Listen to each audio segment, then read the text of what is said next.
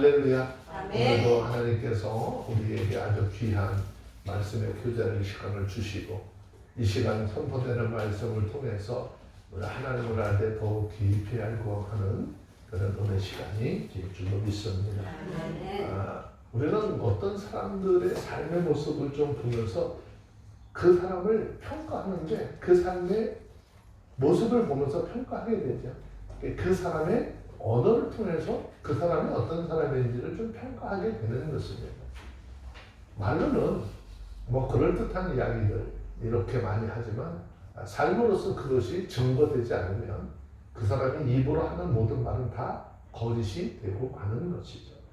우리가 예수 그리스도 안에서 거룩한 하나님의 사람들이라 그랬어요. 여러분 성도로서 이 땅에 살면서 어떤 삶을 살아야 되는가 오늘 본문을 통해서 함께 교제를 나누길 원합니다.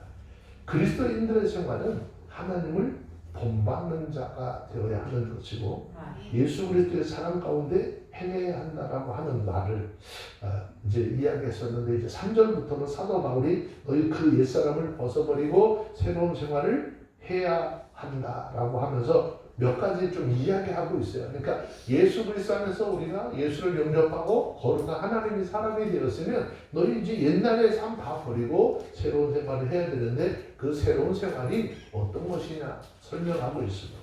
첫 번째, 옛사람의 행에서 나오는 죄에 대해서 말하고 있어요. 먼저 몸으로 짓는 죄에 대해서 이야기를 하고 있죠. 자, 3절에 보니까 뭐라고 했습니까? 함께 읽습니다. 시작. 은혜가 옷과 더러운 것과 학력은 너희 중에서 그 이름이라도 부르지 말라. 이는 선거에 마땅한 말이라. 이 말은 합법적인 결혼 생활 이외에 빚어지는 모든 성적인 부도덕은 더러운 것이고 이것은 윤리적으로나 종교적으로 추한 행위임으로써 하나님으로부터 부름받아 구별된 그리스도인이라면 이와 같은 모든 생각들은 생각하지도 말고 입으로 이야기하지도 말라라는 것입니다. 다시 말하면 음행은 몸으로 행하는 죄 중에서 가장 중한 죄로 여기고 있는 것인데 왜 하나님은 이 음행에 대해서 부도덕하다고 미워하시는지 그 이유를 알아라라는 것입니다. 여기 음행이라고 하는 단어를 보면 폴레이아라고 하는 단어로 되어져 있는데 이 말은 불법적인 성교, 동성애, 수관, 근친상간, 우상숭배라고 하는 의미가 종합적으로 들어져 있습니다. 우리들이 이 세상에서 맺는 이 부부관계는 성도들과 예수 그리스도와의 연합관계를 보여주는 그림자인 것이죠. 그러므로 이런 음행은 둘이 한 몸을 이룬 친미적인 연합을 파괴하는 행위가 되기 때문이라는 것이죠. 그래서 이런 사람들은 부부관계뿐만 아니라 자신과 예수 그리스도의 연합에 있어서도 손상을 주게 된다는 것입니다. 그런데 이방인들은 이런 행위를 버리지 않았습니다. 오히려 그런 일들을 자랑스럽게 여기고 이야기했습니다. 그러나 이런 음행은 우리 옛 사람 중에서 가장 먼저 버려야 할 악한 행위인 것이고 그리스도인들은 그것을 이름이라도 부르지 말라라는 것입니다. 아멘.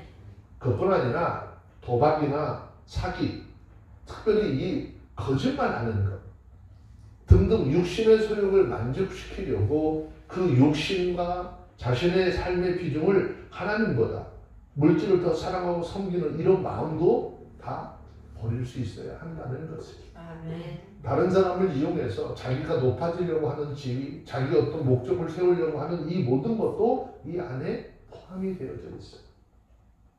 그래서 우리 그리스도인들은 마땅히 하나님 앞에 먼저 행할 것들은 이런 것이죠. 죄에 대해서 몸으로 하는 죄, 발로 하는 그런 죄에 대해서 좀 멀리할 수 있는 하나님의 사람들이 되라라고 하는 거죠. 두 번째, 4절에 있는 말씀 보세요. 입으로 나오는 죄, 입으로 내뱉는 죄가 있는데 4절의 말씀 함께 봅니다. 시작. 누추함과 어리석음하나 희망하는 받지 아니하니 불교 감사하라. 자, 입에서 나오는 죄 중에 누추한 말이 어떻게 해요? 누추한 말이 어떻게 해요? 네. 우리 삶 속에 누추한 말이 많다는 거예요. 우리가 언어로 하는 말 중에 이 누추한 말이 너무나 많다는 거예요. 그러니까 이거 마땅치 않다라고 했어요. 그러니까 누추한 말이라고 하는 말은요, 천하고 더럽고 지저분하다 그런 뜻이거든요. 요즘은 얘기하면 음담패설 같은 걸 얘기하는 거예요. 사람의 입에서 이런 누추한 말이 나오면 그 사람의 마음이 이미 어떻게 됐다고요? 더럽고 지저분한 증거가 말을 통해서 나타나게 된다는 거죠. 그러니까 이런 말은 하지 말라는 거예요. 두 번째, 어리석은 말, 마땅치 않다고 했죠. 어리석은 말이라고 하는 것은 분별 없이 떠들어대는 말을 의미하는 것이에요. 그래서 말하는 사람이나 듣는 사람이나 그 말의 내용을 어떻게 함께 있는 사람들에게 유익을 주는 일이 아니라면, 유익을 주는 말이 아니라면 어떻게 마땅치 않다 하는 거예요. 아멘. 누구에게 유익을 주지 못하는 말이고 자신의 한 말에 대해서 책임을 질 수 있는 말이 아니라면 하지 말아야 된다는 거죠. 또 희롱의 말이 마땅치 않다고 했어요. 이 말은 장난삼아 재미삼아 하는 말을 의미하는 거예요. 우리는 소위 얘기하죠. 뭘로 한 얘기야? 농담으로 거짓말을 하거나 듣는 사람에게 덕을 끼치지 못하는 말은 삼가해야 된다라는 거예요. 아멘. 특별히 고의적으로 계획적으로 하지도 않은 말들을 만들어서 전하는 사람들이 있어요. 이거 하나님 앞에 굉장히 좋지 않은 것이다 라고 말씀하고 있어요. 심심풀이로 주고받은 그 말 속에 항상 뭐 하죠? 실수가 있기 마련이에요. 그러니까 우리는 뭐 이야기할 때 무슨 심심풀이로 이야기한다라는 생각을 버려야 돼요.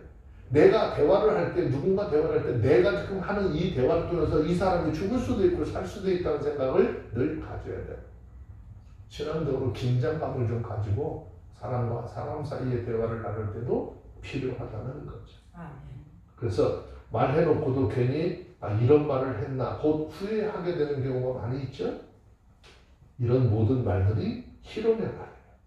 그러니까 우리들도 누군가 대화를 하고 이 말을 괜히 했나? 라는 생각이 든다면 그런 것들은 다시는 차후에는 하지 않도록 이런 말을 삼가하라는 뜻입니다. 하나님의 사람 다윗을 보면은요, 참 말로써 실수를 하지 않으려고 굉장히 많은 노력을 했던 것을 보죠. 시편 141편 3절의 말씀에 보면 그래서 하나님 앞에 간구한 내용이에요. 기도의 내용이 뭡니까? 시편 141편 3절. 찾으셨으면 시편 141편 3절 함께 봅시다. 시작. 여호와여 내 입 앞에 파수꾼을 세우시고 내 입술의 문을 지키게 해주십시오. 아멘. 기도하는 거예요. 아멘. 내 입의 앞에, 내 입 앞에 파수꾼 세워주세요. 이 말 나가지 못하게. 내가 뱉는 말을 천사가 와서 못하게 할까요? 아니요. 내가 말을 할 때 이미 성령의 능력을 통해서 내가 이 말을 해야 될 말인지 해야 되지 않을 말인지를 어떻게 깨달아 알고 자중할 수 있도록 해달라는 것이죠. 그러면 예수님께서 왜 성경을 통해서 우리에게 자꾸 이런 말씀을 하고 계시냐는 거예요. 누구를 위한 것일까요? 도대체 누구를 위한 것인데 왜 이렇게 하지 말라는 게 많을까? 우리 불평스러울 수도 있잖아요. 마태복음 12장 36절, 37절 말씀 보세요. 이 말씀을 왜 우리에게 자꾸 이렇게 하라고 하는 것은 누구를 위해서가 아니에요.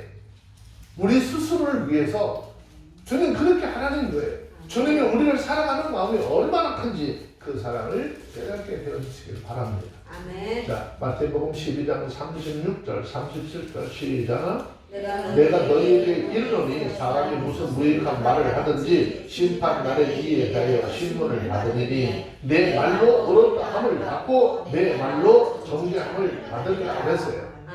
예수님은 사람이 무슨 말을 하든지 마지막 날에 자신이 한 말로 인하여 신문을 받으리라 라고 했어요. 아멘. 그러면 그리스도인의 입에서 이런 말들이 나와서는 안 된다는 거예요. 그러면 그리스도인들에게는 어떤 말을 해야 될까요? 우리는 하나님의 사람들이라고 하면 우리 언어는 어떤 언어가 되어야 할까? 에베소서 5장 4절 후반절 쪽에 보시면 이렇게 말씀하죠. 너는 이런 거 다 접어주고 도리어 감사하는 말을 하라 그랬어요. 아멘. 사람의 입은요 원래 하나님께 찬양과 감사를 드리기 위해서 만들어졌다고 하죠. 아멘. 그런데 그것이 범죄로 인하여서 더러워졌습니다. 또 자신의 정욕과 마음의 더러움을 토로하는 통로로 전락이 되어버리고 말았습니다. 왜 우리가 하나님 앞에 감사해야 될까요? 왜 우리가 범사에 하나님을 감사하라 그러는데 왜 해야 될까? 우리는 그 이유와 목적을 분명히 알아야 하나님 앞에 그렇게 감사할 수 있어요. 아멘. 우리가 하나님 앞에 감사하는 것은요 어떤 의미일까요? 시편 50편 23절에 있는 말씀을 잠시 한번 보실게요. 시편 50편 23절 찾으셨으면 시편 50편 23절 함께 볼까요? 시작. 감사로 제사를 드린 자가 나를 영화롭게 하나니 그랬어요. 그러니까 우리가 하나님 앞에 드리는 감사는 그 감사를 통해서 누구를? 하나님을 영화롭게 한다라는 말이에요. 아멘. 그래서 범사에 감사하라고 성경을 통해서 계속 강조하고 있는 것이죠. 그리고 특별히 우리가 하나님 앞에 감사하잖아요. 우리가 하나님 앞에 드리는 이 감사는 하나님이 기뻐 받으시는 제사인 것이에요. 아멘. 그래서 범사에 우리는 어떻게 감사해야 돼요. 감사. 아멘. 오늘 본문에서 5절 이하에 우리가 꼭 왜 이렇게 해야 하는지 참 우리 하나님은 우리가 이의를 달지 못하게 깨닫지 못할까봐 이런 이유에 대해서도 의문을 갖지 않게 철저하게 말씀으로 우리에게 해놓으셨어요. 5절에 있는 말씀 한번 볼게요. 읽습니다. 시작. 너희도 이것을 정령히 알거니와 음행하는 자나 더러운 자나 탐하는 자 곧 우상 숭배자는 다 그리스도와 하나님의 나라에서 기업을 얻지 못하리라 그랬어요. 아멘. 5절에서는요 앞에서 열거한 음행하는 자나 더러운 자나 탐하는 자는 인간의 탐욕으로 봤어요. 이 모든 것을 무엇으로 봤어요? 우상 숭배와 동일선상에 두고 있다는 거예요. 탐심이라고 하는 게 그런 거잖아요. 지금 여기에 그런 동일선상에 두었어요. 자, 그래서 골로새서 3장 5절에 넘어가서 보시면 우리에게 그래서 이렇게 말씀하고 있는 거예요. 골로새서 3장 5절에 있는 말씀.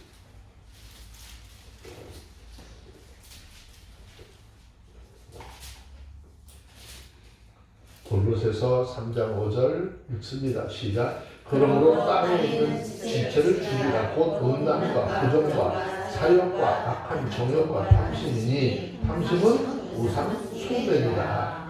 이 말은 우상 숭배자는 절대 할 수 없는, 아니 절제할 수 없는, 자기 스스로를 절제할 수 없는 탐욕으로 인하여 자신을 우상화한다는 거예요.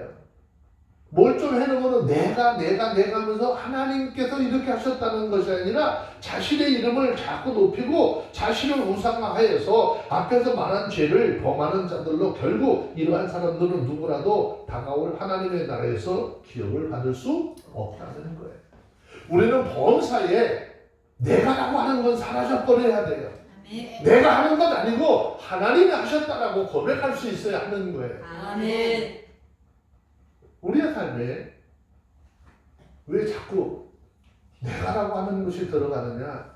지금 그런 이야기는 오늘 본문에서 이야기하고 있는 것처럼 자신을 많은 사람들 앞에 높이려고 하는 것이고 자신의 공적을 세워서 높여받는 자에 서고자 하는 우상 숭배자와 같은 것이다 라고 오늘 말씀을 하고 있는 거예요. 그래서 우리는 하나님 앞에 무슨 일을 하든지 하나님은 계시지만 나는 없다. 하나님의 영광은 나타나야 하지만 나는 없다라고 하는 것을 늘 우리 입술로 고백하며 나가는 복된 삶이 되시기를 바랍니다. 아멘. 자, 에베소 5장 6절에 있는 말씀으로 내려가서 봅시다. 그래서 어떻게 하라는 거예요? 읽습니다. 5장 6절 시작. 누구든지 헛된 말로 너희를 속이지 못하게 하라. 이를 인하여 하나님의 진노가 무슨정한 자들에게 임하나니. 결국 이 말은요, 헛된 말로 속이는 자들이 있다는 거예요. 거짓된 말로 우리를 속여서 무너뜨리려고 하는 자들이 있다는 거예요. 너희는 그들에게 어떻게 해요? 속지 말아야 하고 그들과 함께 그 죄에 참여하는 자가 되지 말라라고 경고하는 거예요. 아멘. 속여서 거짓말로 뭐 하는데 거기에 어떻게 함께 하지 말라는 거예요. 이유는 그들은 하나님의 나라를 유업으로 받지 못하고 지옥에 떨어질 것이기 때문에 그들이 하는 일이 겉으로 육적인 눈으로 봐서 아무리 잘 된다 하더라도 부러워하지 말고 그들 가운데서 나와 그들의 일에 참여하지 말라는 거예요. 아멘. 그냥 단순히 나오는 게 아니라 여기서 어떻게 도망치는 거예요.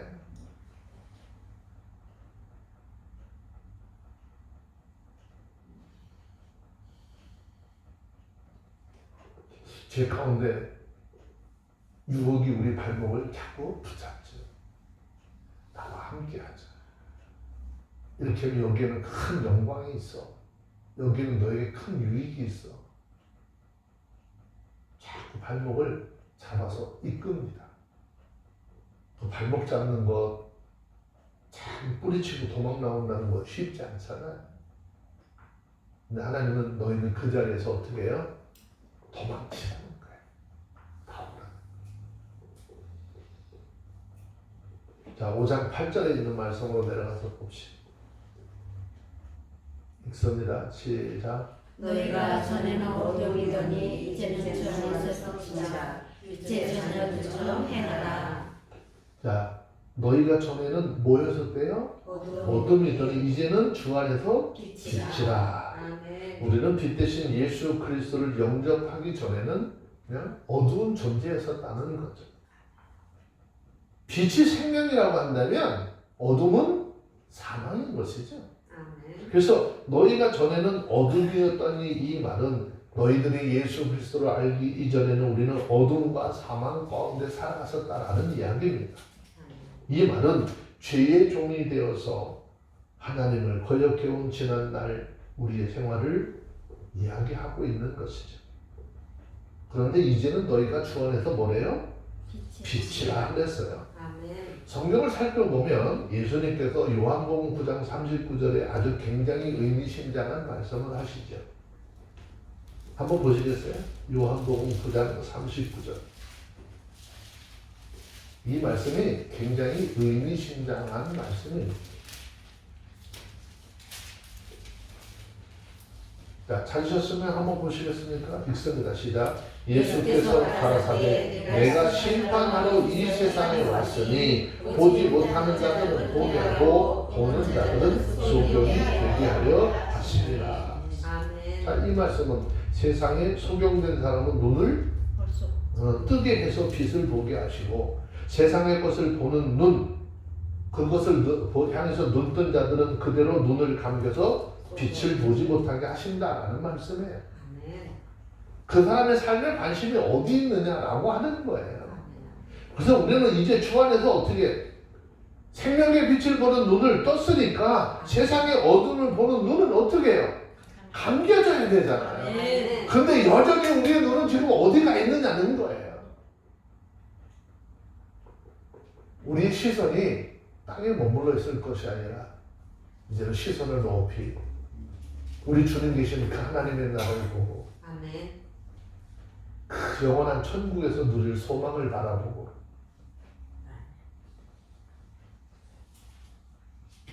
찬송가이잖아요. 내 주여 내 발 붙드사 그곳에 서게 하소서. 왜 그렇게 부탁하는 거예요? 거기는 내 힘으로 갈 수 없으니까. 내 힘으로 내 능력으로 가서 설 수 없으니까 주님 나를 좀 붙들어 주시고 이끌어 주셔서 그 온전한 자리에 내가 설 수 있도록 좀 해달라고 주님을 의지하는 우리 입술의 고백의 표현이잖아요. 아멘. 지금 세상 사람 빛 대신 예수 그리스도를 발견하지 못하죠. 이유가 뭘까요?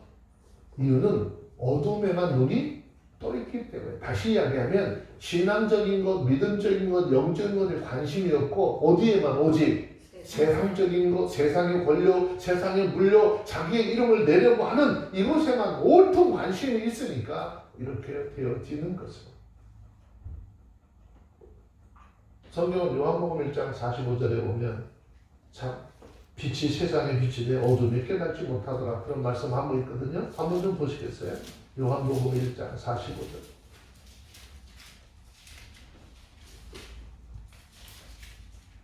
찾았으면 한번 읽어봅니다. 시작. 예? 요한복음 1장. 네.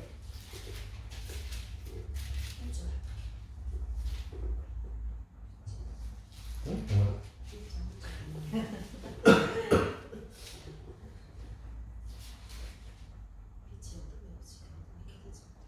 예, 죄송합니다. 요한복음 1장 4절, 5절, 2절 말씀입니다. 함께 봅시다. 네, 읽습니다. 시작. 그 그 안에 생명이 있었으니 이 생명은 사람들의 빛이라. 빛이 어둠을 비추더니 어둠이 깨닫지 못하다고 했어요. 그러니까 어둠을 보는 눈은요, 어떻게 해요?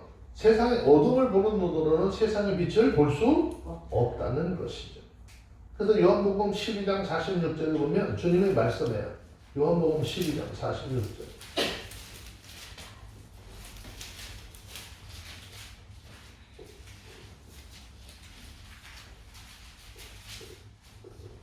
한번 읽어볼게요. 읽습니다. 시작. 나는 주로 세상에 가만히 모든 나를 믿는 자로 어둠에 거하지 않게 하려 함이로라. 네, 주님 말씀하시기를 나는 세상에 뭘로 왔대요? 빛으로 왔대요. 무릇 나를 믿는 자는 어떻게 한다고요? 어둠에 거하지 않게 하려 하심이라. 빛 대신 주님의 인도함에 따라서 어두운 가운데 사망 가운데 있지 않도록 하시기 위해서라는 거죠. 아멘. 어두움은 사망이고 빛은 생명인 거예요. 아멘. 그래서 어둠에는 소망이 없습니다. 생명도 없습니다. 어둠의 결실은 오직 심판과 멸망뿐이라는 것입니다. 과거 우리들이 이런 어둠에 속했던 사람들이었다는 것이죠. 그런데 이제 예수 그리스도 안에서 새로운 신분의 변화를 받았어요. 아멘. 예수를 믿음으로써 우리의 삶에 우리의 신분의 변화를 가져왔어요. 그 변화가 뭐죠? 이제 주 안에서 너희는 빛이라는 것이죠. 아멘. 빛이 되었다라고 하는 이 말은요, 빛 대신 예수 그리스도 안에서 하나님의 말씀대로 살아가는 사람이라는 거예요. 아멘. 그러면 저와 여러분들이 이 세상을 살아가는 동안에 어떻게 하나님의 말씀에 인도함을 받아서 삶을 살아가야 되고 주의 뜻을 이해하면서 살아가야 되는 것이죠. 아멘. 자, 그래서 에베소서 5장 8절 보면 우리에게 뭐라고 합니까? 너희는 빛의 자녀처럼 행하라는 거예요. 아멘. 너희의 삶이 어둠 속에 있는 사망 가운데 처해져 있는 그런 사람들처럼 살지 말고 빛의 자녀들처럼 행하라는 거죠. 아멘. 그럼 여러분 빛은 무슨 역할을 할까요? 빛의 역할이 뭐예요? 어둠을 쫓아내는 거죠. 아멘. 빛의 역할은 어둠을 쫓아내는 거예요. 아무리 캄캄한 곳에라도 빛이 들어와버리면 그 어둠은 사라지게 되어져 있습니다. 빛의 발산지 어디죠? 우리의 마음이에요. 주님께서 주신 이 빛의 발산지는 우리인데 어둠의 거처는 어디예요? 우리 마음이에요. 그러니까 우리의 심령에, 우리의 마음에 생명의 빛 대신 주님이 우리 가운데 말씀으로 들어오게 되면 우리 안에 있는 모든 어둠은 사라져 버려야 하는 것이죠. 아멘. 오직 주님의 빛 대신 생명으로 우리 가운데 비추셨으니 이제는 그 빛을 따라 살아가야 하는 것입니다. 아멘. 그렇기 때문에 우리는 먼저 어둠 속에, 마음 속의 어둠을 쫓아내야 됩니다. 아멘. 정말 귀가 따갑도록 매일 드리는 말씀 중에 하나가 그거잖아요. 예수 안에서 변화되어야 합니다. 아멘. 우리 마음속의 어둠은요, 우리 마음에 자리 잡고 있는 여러 가지 죄들이에요. 여기 어떻게 빛이 들어가겠어요? 생각 속에 머무는 거잖아요. 이게 다 죄들인데 성경은 이 죄에 대해서 뭐라고 증거하고 있습니까? 마가복음 7장 22절, 23절.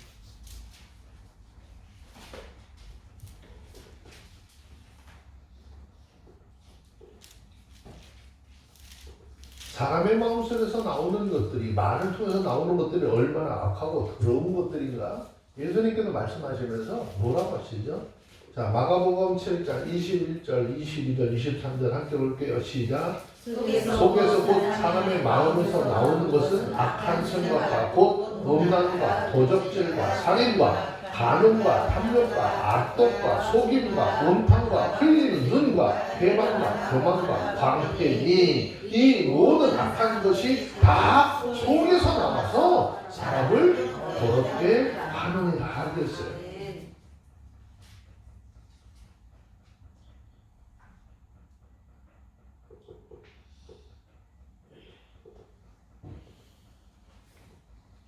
우리 마음속에 하나님의 거룩한 사람들의 마음속에 이런 어둠이 자리 잡지 못하도록 어떻게 해요? 생명의 빛을 비추어서 쫓아내어야 하는 거지. 아멘.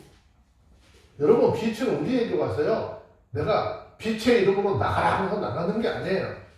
빛이 들어오면 어둠은 자동적으로 사라질 수밖에 없는 거예요. 아멘.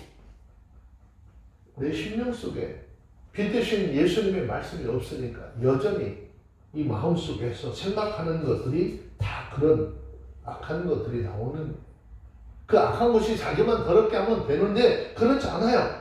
주변에 있는 많은 사람들까지 동참하게 하니까 그곳에 동참하는 많은 사람들 함께 더러워지는 것이죠. 그리고 에베소서 5장 9절에 보세요. 이 빛의 열매가 무엇이냐? 빛의 열매에 대해서 말씀하고 있죠. 빛의 열매는 뭐라고 했어요? 모든 착함과 의로움과 진실함에 있느니라. 반대로 얘기해서 우리 입술로 진실을 얘기하지 않고 거짓을 이야기하고 뭔가 자꾸 꾸면서 말을 한다라고 하면 이 사람의 심령 상태가 지금 어떤지 우리 가운데 그대로 말씀하고 있는 거잖아요. 어둠이 우리의 죄를 말한다면 이 빛은 하나님의 말씀의 열매를, 말씀을 통한 신앙의 열매를 의미하는 것입니다. 아멘. 어둠의 열매가 있는 것처럼 빛의 열매도 따르게 되어져 있는 것입니다. 그러면 빛의 열매가 나타나면 어떻게 될까요? 빛의 열매가 나타나면 어떻게 될까요? 이 빛의 열매에 대해서 모든 착함과 의로움과 진실함에 있다라고 했죠? 자, 그래서 예수님께서도 마태복음 5장 16절 보시면 이렇게 말씀을 하고 있죠. 마태복음 5장 16절 말씀 한 절 더 볼까요?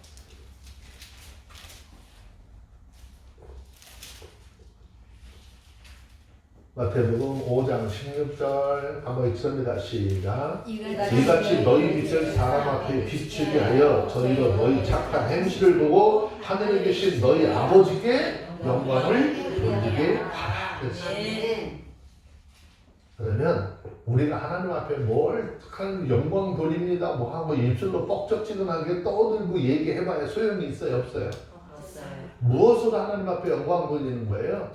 우리의 신앙의 행위를 통해서 하나님 앞에 영광 돌리는 거예요. 아멘. 그러니까 우리에게 어떻게 해요? 우리의 빛, 여기 얘기하는 빛을 사람들에게 비추라는 거, 우리 그리스도인으로서의 삶의 모습을 누구에게 보여주라는 거잖아요. 아멘. 네 삶을 일부러 보여주려고 하는 것이 아니라 이 삶을 항상 언제나 보여야 된다는 거잖아요. 아멘. 그래서 우리의 삶을 보는 누가, 저 사람 예수 믿는 사람이네? 정말 뭔가 세상 사람들하고 다르다라고 하는 것들을 보여줄 수 있어야 되는 거죠. 그래서 너희의 착한 행실을 보고 여기 무슨 막 선한 행실하고 여기 나가서 막 종이 줍고 그렇게 하는 게 아니에요. 하나님의 말씀에 순종하고 믿음을 따라 사는 것을 착한 행위라고 하는 거예요. 그러니까 그걸 통해서 사람들에게 뭔가 세상 사람들하고 다르다라는 것을 보여주면서 저가 믿는 하나님 아는 게 아니라 좀 대단하신 분이다. 저런 인간을 변화시켜서 저런 삶의 자리에 두셨으니 감사하고 대단하다. 그래서 그런 생각을 하게 하는 것이. 우리가 빛을 받았다고 한다면요, 빛의 열매는요 우리의 행실에 나타나게 되어져 있어요. 우리가 그리스도 안에 속한 사람이라고 한다면 우리의 신앙, 우리의 삶을 통해서 그것이 나타나게 되어져 있어요. 가장 먼저 착한 일로 나타난다고 그랬어요. 그리스도에게 착한 일이라고 하는 것은 뭐예요? 뭘 착한 일이라고 할까요? 하나님이 보시고 기뻐하는 일이 착한 일인 거예요. 무슨 사람의 비유 맞추려고 하는 거 아니고. 두 번째, 의로움에 있다고 그랬잖아요.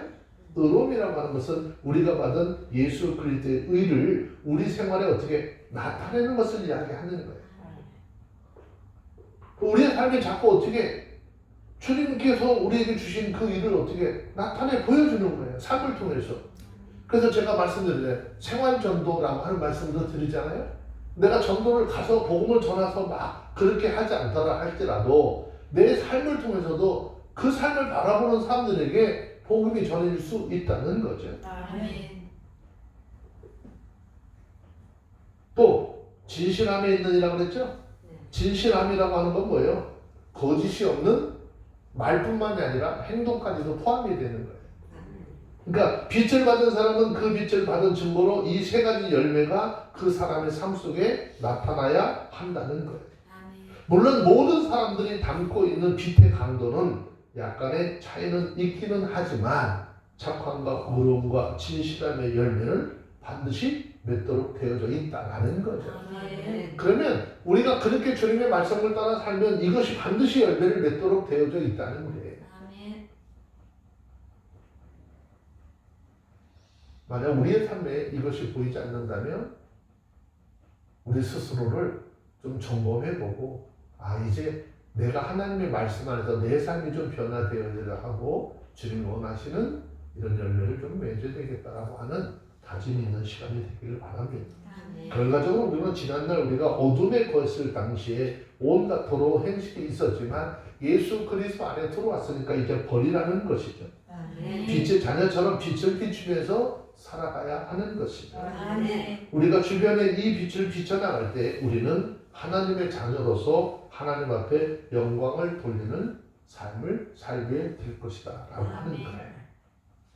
자, 그러면서 10절에 있는 말씀으로 좀 내려와서 보시면요, 하나님께서는 하나님을 시험해보라고 하는 말씀을 별로 좀 안 하시는데 에베소서 5장 10절에 있는 말씀 한번 보세요. 읽습니다. 시작. 주께 기쁘시게 할 것이 무엇인가 시험하여 보라.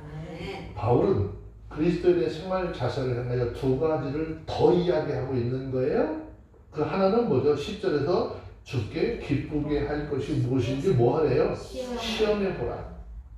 자, 이 말씀대로 주님께 기쁘시게 해드릴 일을 어떻게 해요? 생활하라 그 말이에요. 우리가 얘기하는 시험하는 그 시험만 얘기하는 거 아니고 우리 주님을 기쁘게 해드릴 수 있는 일을 생활하라 그러는 거예요. 그래서 날마다 자기의 권위를 세우고 자기의 일을 드러내는 사람은 이제 어떻게 예수님께서 하셨어. 예수님이 나를 그렇게 하셨어. 예수님께서 이렇게 할 수 있도록 하셨어라고 언어가 바뀌는 거예요. 남들을 속이고 뭐 하려고 하는 그런 것들이 아니라 이렇게 하는 영광을 드러내는 거예요. 또 다른 하나는요, 어둠의 일에 참여하지 않는 것입니다. 그리스도인들은 이미 죄에 대해서 어떻게 해서 죽은 사람들이잖아요. 네. 로마서 6장 2절에서 우리에게 말씀하는 거 그렇죠? 너희는 죄에 대해서 죽은 우리가 어찌 그 가운데 더 살려? 죄에 대해서 죽었어. 그럼 거기서 더 살 수 있어요, 없어요? 죽었다면 살 수 없는 거잖아요. 그래서 그리스도인들은요, 죄 가운데 살아가는 일은 어떻게 비정상적이라는 거예요. 그리스도인입니다. 나는 교회에 무슨 거룩한 직분을 가지고 있습니다. 라고 하면서 여전히 죄 가운데 있는 것은 이건 비정상적인 거예요.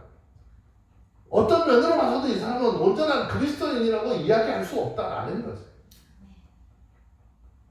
지금 제가 여러분들 이렇게 드리는 말은 누구를 뭐 정죄하고 비판해서 하려고 하는 것이 아니라 하나님의 말씀의 거울에 비춰서 지금 여기에 지금 해당하는 건 저 스스로일 수도 있는 거예요.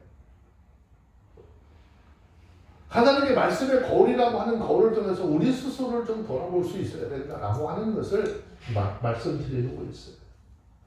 자, 그래서 오늘 본문에 11절, 12절, 13절 말씀해 보니까 뭐죠?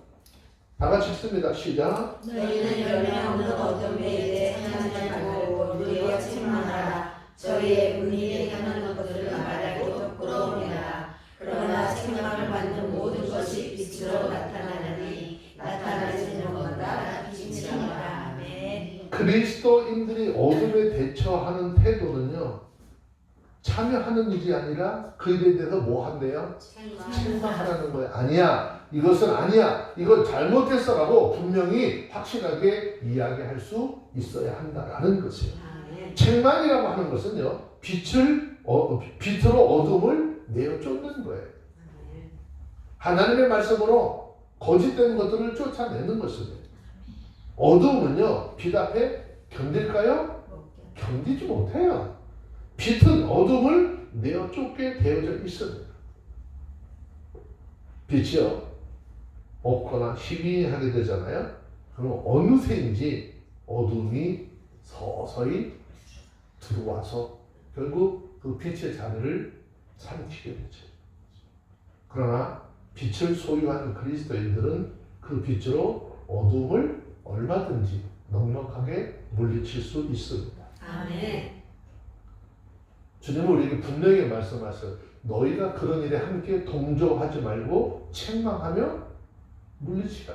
아멘. 우리가 하나님 앞에 믿음의 삶을 살면서 드리는 예배, 하나님 앞에 드리는 찬양, 하나님 앞에 거룩한 사람으로서 살아가는 이 자세, 이걸 조금이라도 방해하고 뭐 하는 것들 여기 타협하지 말라는 거예요. 아멘. 그래서 13절 말씀이 중요한데, 책망받는 모든 것은 뭐죠? 빛으로 나타난다라고 했어요. 이 말씀의 뜻은 이런 거예요. 어둠의 일이 책망받는 일로 드러난다는 거예요. 그러니까 책망하지 않고 나름은 이걸 옳은지 그른지 알 수 없다는 거예요. 잘못된 건 잘못됐다고 이야기를 해서 뭐에 근거해서, 하나님의 말씀에 근거해서 이거는 잘못된 거야 라고 이야기할 때 비로소 그것이 잘못된 것이 드러나는 것이에요. 다시 말하면 어둠의 이런 책망받는 일로 그 실상이 온 세상에 드러나게 된다라는 것입니다. 아멘. 그 이유는 책망은 빛으로 나타나기 때문에 이 어둠의 세상에서 그리스도인들의 행실이 착함과 의로움과 진실함으로 빛을 드러내면 어둠은 설 자리가 없다는 거예요. 여기 어떤 인간적인 생각 들어갈 수 없는 거예요.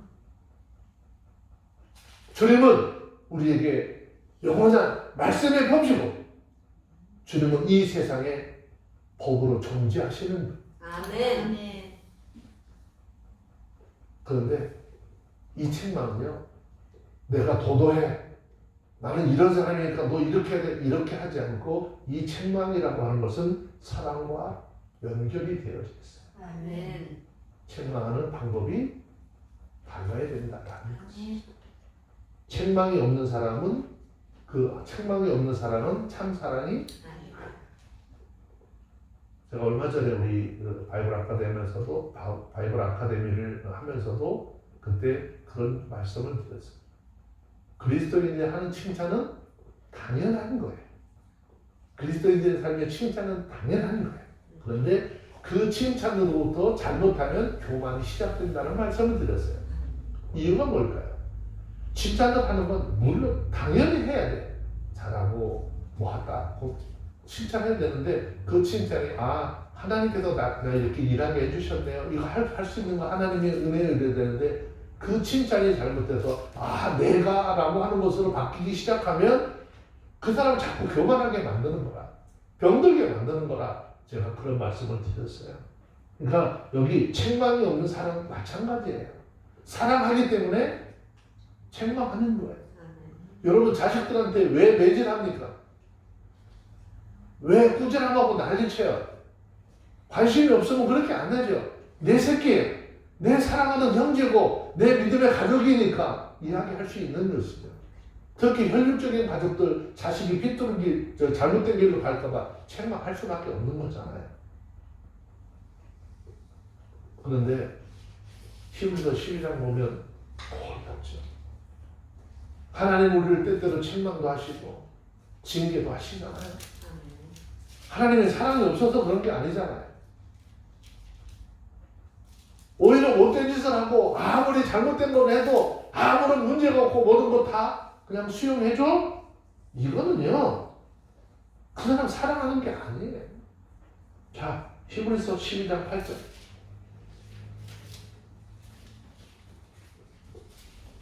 히브리서 12장 보시면은요, 하나님도 사랑하지만 아들 독생자 예수 그리스도를 이 땅에 보내시고 생명 내어놓으시기까지 우리를 사랑하시지만 그 사람이 잘못했을 때, 그 인생이 잘못했을 때 어떻게 징계하신다는 거죠. 자, 히브리서 12장 8절 시작. 징계 받는 것은 징계 다 받는 것은 뭐를 그죠? 너희가 그거 없으면 사생자요 참 아들이 아니니라. 다시 이야기하면 관심이 있으니까 잔소리 하는 거고, 사랑하는 마음이 있고 아끼는 마음이 있으니까 잘못된 걸 이야기해서 다른 사람들에게 뭐요? 지적질 받고 욕먹는 것 하지 않도록 하기 위해서가 하는 거예요. 우리는 누가 뭐라고 되게 기분 나빠하잖아요. 하나님이 좀 그러시면 여러분, 하나님 나 기분 나빠요 진짜. 나한테 이럴 수 있어요? 이렇게 따지잖아. 자, 시편 94편 12절 한 절만 더 찾아봅시다. 어떤 사람이 복이 있다고 해요? 무슨 짓을 해도 내버려 두는 게 복이 있는 사람이에요?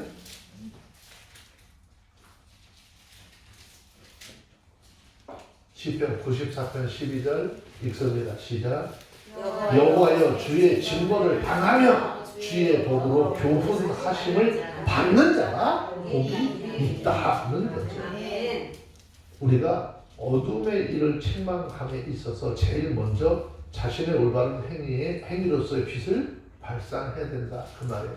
무슨 얘기냐면 내가 먼저 믿음으로써 의로운 삶을 살면서 그 사람에게 잘못된 것 아니라고 이야기할 수 있어야 된다. 근데 나도 그 사람 못지않게 똑같이 그렇게 불의한 일을 하면서 그 사람에 대해서 어떻게 잘못했다라고 이야기하면 이거는 되지 않는 거죠. 예수님께서 말씀하시죠. 네 눈에 뭐 들었대? 네 눈에 들보 들었대. 근데 상대방의 눈에 뭐 들었대? 네 눈에는 이만한 거 들었는데 제가 요만한데 왜 네 거 안 빼고 자꾸 저 사람 거 빼라. 그만 하시냐고 그랬잖아요. 참 여기를 굉장히 두드리는 말씀이에요. 무섭고 떨리는 말씀.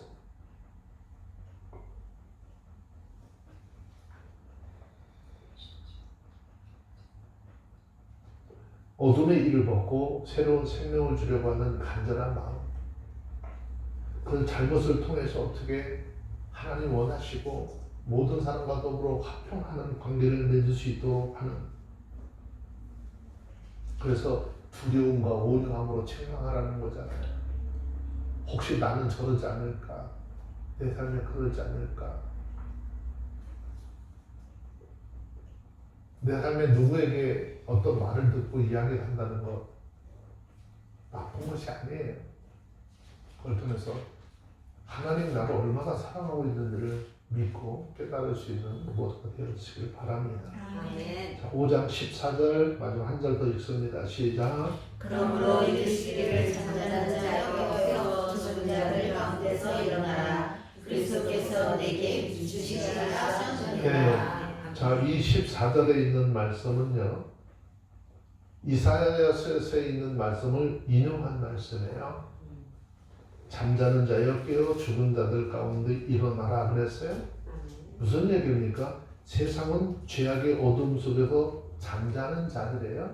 그러니까 세상 죄악의 어둠 속에서 잠자는 자들, 그 잠에서 속히 깨어서 일어나라라는 것이죠. 예수 그리스도로부터 생명이 주어지지 않는 사람들은, 영혼들은 이미 다 죽은 사람입니다. 우리 주변에 이런 사람들이 있어요. 이런 사람들이 너무나 많이 있어요. 우리는 이 가운데서 속히 어떻게 해요? 깨어 일어나야 하는 거예요. 우리가 그냥 몸만 교회 다닌다고 해서 여러분 안심하면 안 돼요. 내가 하나님의 말씀으로 온전한 신앙, 온전한 믿음으로 깨어 일어나야 하는 거예요. 아멘. 저 높은 곳을 향해서 걸어갈 수 있는. 아멘. 죽은 자들 가운데 일어나는 방법은 누가 깨워서 일어나는 게 아니죠. 여호와 하나님의 말씀을 듣고 깨어나는 것입니다. 아멘. 요한복음 5장 25절 보니까 죽은 자들이 하나님의 아들의 음성을 들을 때가 오나니 곧 이때라 듣는 자들은 살아나리라. 아멘. 생명의 말씀이 없었던 그들에게 생명의 말씀이 주님이 오셔서 말씀을 전할 때 주님의 말씀을 듣는 자들이 살아날 것이라 그랬어요. 아멘. 지금 오늘이라고 하는 이 시대 속에 수많은 설교들이 있겠지만 여러분 온전한 성경을 통한 하나님의 말씀이 우리 귀에 우리의 심령 가운데 들려질 때 우리의 심령에 비로소 살아나게 되는 것을 아멘. 잘못 가면 영원히 어둠의 세상적인 것에 머물러서 하나님의 나라를 볼 수 없게 되는 것이죠. 아멘. 하나님의 말씀이 우리 어둠에 사로잡힌 그런 마음속에 들어가서 비춤으로 내 속에 어둠이 물러나게 되고 생명의 새로운 새싹들이 트여지게 될 줄로 믿습니다. 아멘. 이런 사람에게 그리스도께서 내게 비추시리라 하셨느니라. 아멘. 주님은 날마다 말씀의 빛으로 성령의 빛으로 조명해 주셔서 무엇이 참이고 무엇이 거짓인지 우리가 가야 하고 행해야 될 길이 무엇인지를 알게 하시는 것입니다. 아멘. 그리스도의 빛이 우리 가운데 비춰지게 되는 것입니다. 아멘. 그러므로 우리 모두는 어둠의 일에 참여하지 말아야 할 뿐 아니라 그 어둠을 빛으로 책망하고 어디든지 우리가 머무는 곳에서 예수 그리스도의 빛으로 채우는 그런 은혜의 삶이 있기를 주의 이름으로 축원합니다. 아멘. 기도하겠습니다. 걸어가신 하나님 감사합니다. 하나님의 귀한 은혜가 오늘 우리 가운데 임하게 하시고 이 예배 속에서 선포되는 말씀이 이 말씀을 듣는 우리 각자의 심령 속에 큰 외침으로 다가옵니다. 하나님 그리스도인으로서 마땅히 행할 도리를 알게 하셨으니 우리의 삶 속에 이렇게 더럽고 추한 것들 다 버리게 하시고 특별히 거짓을 버리게 하시고 진실을 말할 수 있는 우리의 삶들이 되게 하옵소서. 아멘. 어두웠던 우리의 삶 속에 심령 속에 빛 대신 주님의 말씀이 임하여서 우리 아버지 하나님 빛의 열매 착함과 의로움과 진실함에 있느니라 하였는데 이 열매를 맺도록 허락하시는 줄로 믿습니다. 아멘. 우리의 삶에 이 열매들이 열려지게 하여 주시고 이 열매를 맺어 주님 앞에 영광 돌리는 우리의 삶이 되게 하옵소서. 아멘. 우리 주 예수님의 이름으로 기도합니다. 아멘.